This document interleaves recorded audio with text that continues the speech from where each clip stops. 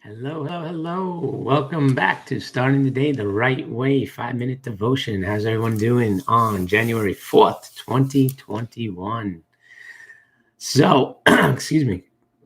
I was just remembering we used to have a pool back when we lived in New York.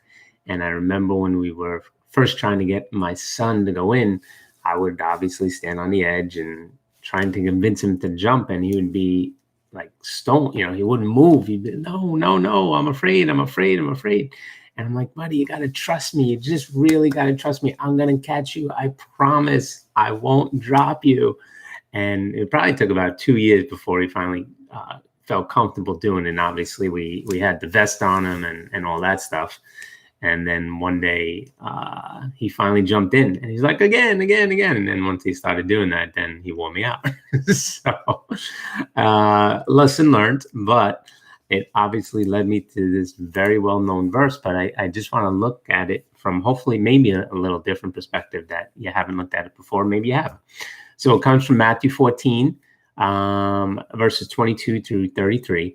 And it's when Peter says, let me walk on the water. So here we go. It says, immediately after this, Jesus insisted that his disciples get back into the boat and cross over to the other side of the lake while he sent the people home. After sending them home, he went up into the hills by himself to pray. Night fell while he was there. They were alone. Meanwhile, the disciples were in trouble far away from land, for a strong wind had risen and they were fighting heavy waves.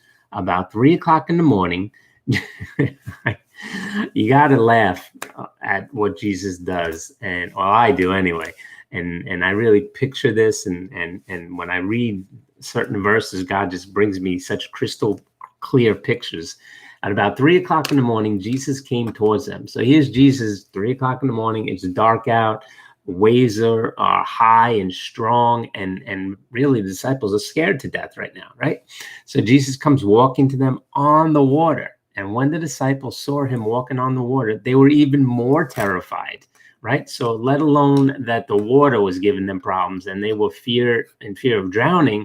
Now comes what they say is a ghost. In their fear, they cried out, it's a ghost. But Jesus spoke to them at once. Don't be afraid. Take courage. I am here. And then Peter called to him, Lord, if it's really you, tell me to come to you walking on the water. Yes, Jesus said. So Peter went over the side of the boat and walked on the water towards Jesus. Now, this point of scripture, for those of you who are my age, I'm close to 50, and I'm a huge Star Wars fan. So back in the early 80s, late 70s, early 80s, the first 3 Star Wars movies came out, which ended up being chapter 4, 5, and 6. That's a whole nother story. But specifically speaking about The Empire Strikes Back, when Luke was training and he went to lift his X-Wing fighter by the Force, and Yoda's eyes got big, like he was in shock, like Luke was really going to lift this with the Force. And then he didn't. But the picture that God gave to me as I was reading this was I got the same look on Jesus's face, that as Peter stepped out, he was like walking in faith. Here Jesus is walking 3 years with the disciples, just waiting for one of them to rise up. And at this point, here's the man, Peter, right? He's rising up. Tell me to come out. I'm out. Here I am. And he took some steps, and he's actually hanging out there on the water. And then he saw the strong wind and the waves, and he was terrified, and he began to sink. Save me, Lord, he shouted. Jesus immediately reached out and grabbed him. You have so little faith, Jesus said. Why did you doubt me? When they climbed back in the boat, the wind stopped. Then the disciples worshiped him, saying, you really are the Son of God, they exclaimed. And many of us laugh at Peter, right? And Jesus even said, why do you guys have so little faith? Why did you doubt me? Okay. But now here's my question to you. Okay. Jesus obviously immediately saved Peter. He reached out his hand and grabbed him.